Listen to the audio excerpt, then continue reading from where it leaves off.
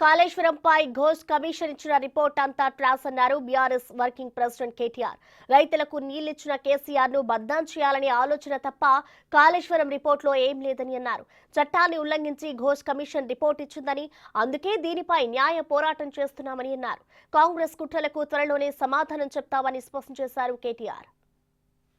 ఈ రోజు ఇక్కడ ఈ కాంగ్రెస్ ప్రభుత్వం ఏ రిపోర్ట్ అయితే పెట్టిందో అది ఘోష్ రిపోర్ట్ కాదు, ట్రాష్ రిపోర్ట్.